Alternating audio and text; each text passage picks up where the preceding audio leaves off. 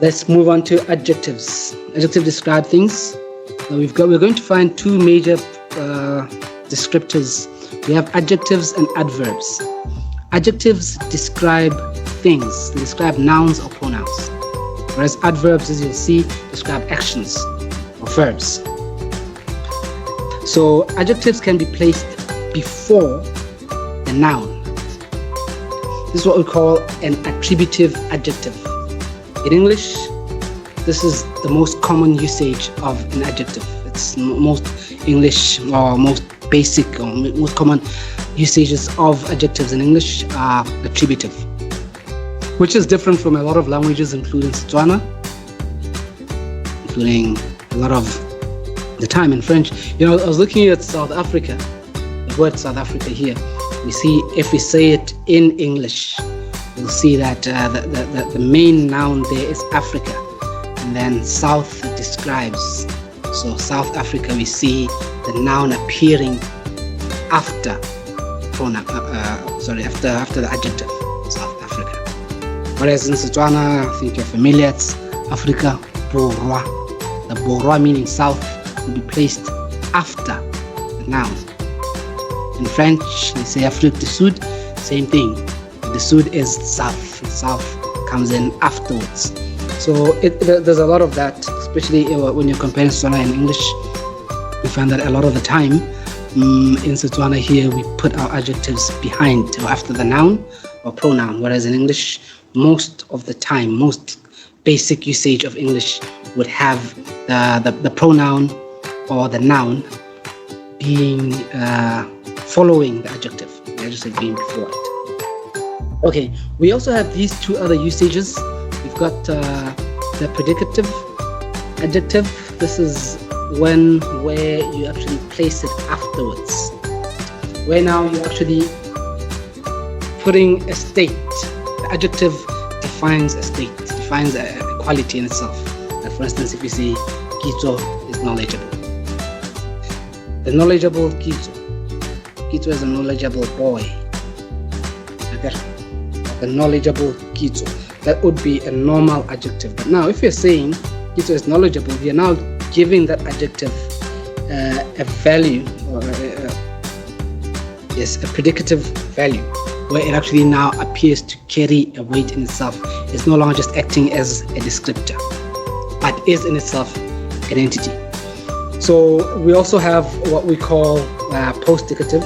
These are, or rather post-positive adjectives. These ones appear immediately after the noun or the pronoun. But what's important here mainly is to be able to appreciate that even if you do have it after, or if you have it as post-positive, it is still an adjective. But you don't necessarily have to know these names. What you simply need to know is to be able to see it and be able to tell that, yes, although it appears after the word, it appears just on its own after the auxiliary verb be, in this case is, it does not mean it's not an adjective. Now the auxiliary verb, the next lesson we'll look at verbs and we'll look at the auxiliary verb. We'll understand why we have the word is there and we're referring to it as be. Opshakon. Yes, the mnemonic that I talked about earlier. Opshakon. This is used now when you're using adjectives to describe a thing. What you'd normally do is, the more adjectives you use to describe something, the more specific you are. If I walk into this room and say, I would like to see a boy or a man, say man. Yeah, let me just call you guys men and women, right? You're mostly over 18, yeah? Maybe half the class will stand up and say yes. So it doesn't really tell which specific man I'm looking for. But if I'm to say, and I'll add another adjective, I'll say a man who is light-skinned. See, now I've removed some of the people from the equation. And I continue to say a man who's light-skinned and is very thin.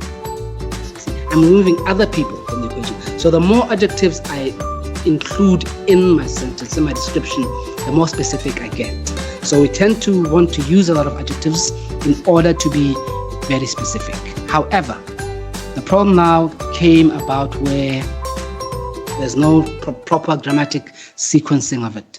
That is when the Option.com was brought about, and this is basically how it works. What you simply do is you would take the adjective that describes an opinion. It can be attributed to as your opinion about the thing in question.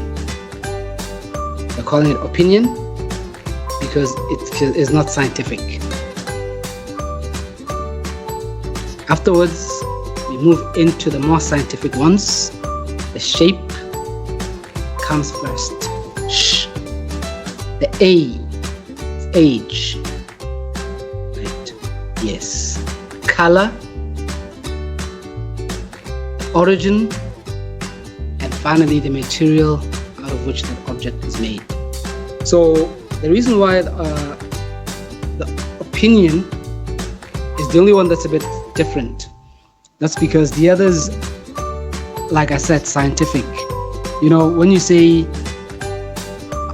it is brown, for instance, in the example. Okay, let me just use the example that's given over there. The new flat brown American wooden cabinet. That's how you'd say it. Why would you put it that way? First of all, new is your opinion. Now, this one is not scientifically measurable. I may call it new. You may think it's not new. Right? Because by your definition, new refers to whatever you define it as in your head. So this is what we're referring to as what? As an opinion. Whereas the others are scientific. When we say something is flat, it's not an opinion. It is flat. Flat is flat. Brown is brown. American is American. Wooden is wooden. So it's made of wood.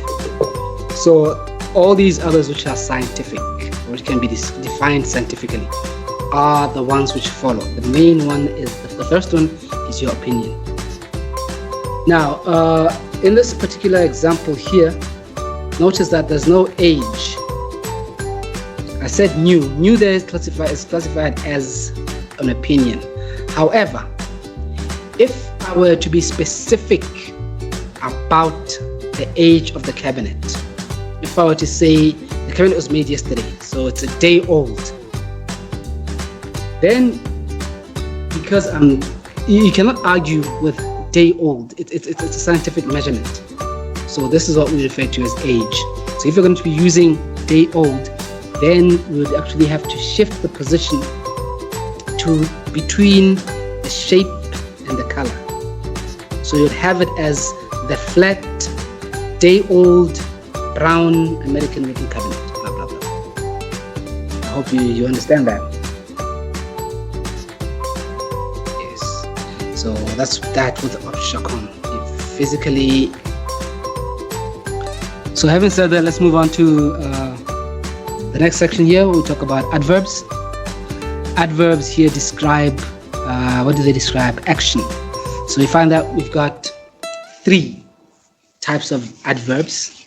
There are those, an action has taken place, right? Yes.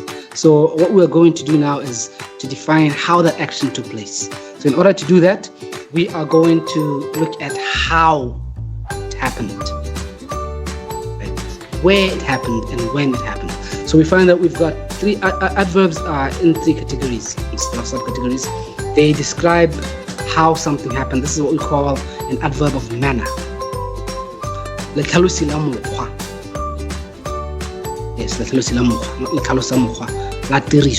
right? Yes. We'll also have a description of place, and when. So we will see here that the most common adverbs that we know are those of manner. So usually, a lot of the time, to the extent that I remember when I was still in primary school, it was difficult to actually identify. So adverbs, My trick was, okay, fine, I'm just going to look for the adverbs of manner, because they normally have an ending at ly at the end. It would look like normal adjective with ly at the end. It was physically, right, usually, and in ly, properly, individually. So this explains how it was done.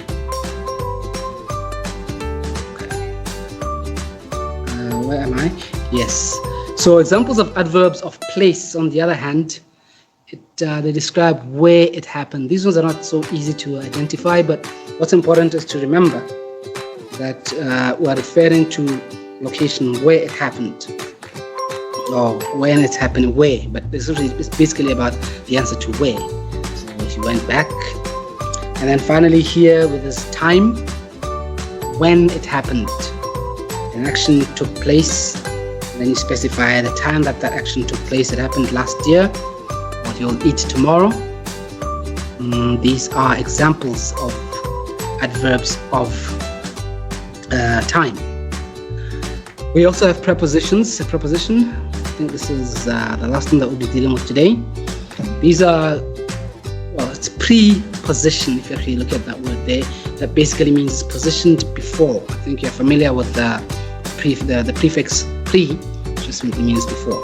So these are words which are placed in front of nouns to actually create specific meaning, to actually cause meaning to exist in the sentence. So one thing about prepositions, as you see, it says here they're highly idiomatic, but basically this means that it's not that easy to just memorize, or rather to fully know them. So this is where that issue that I said earlier about practice. See, with prepositions, it's a lot to do with practice. The more you get used to the expressions, there's no real scientific way of determining which preposition could go where. So it's more of an art form. It's a lot of it is all about you. It's about experience, really, you and the language. But there is a bit of science there, just not that much. As you see here that we've got different types of prepositions.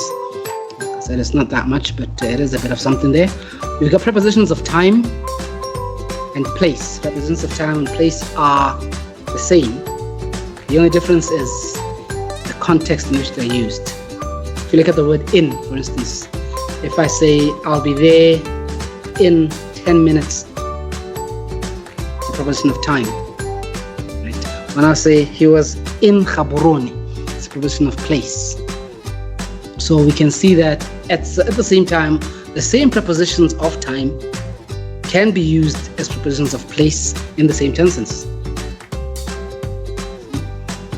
I will be in Gaborone in 30 minutes time. You get that? Yes.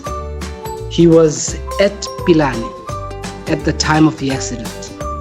So we are seeing those two there, but there are others, of course. Direction, going towards Gaborone, or he was from Madinare when it happened. All those different things, going to or through. Right. We also have another pair rather, which are similar, is agent and instrument. Now, agent here is a person who does something, whereas an instrument is the thing that he uses to do that thing, to do that action. A preposition of action. He was beaten by a group of boys. That is an agent. At the same time, we can still use by to specify an instrument.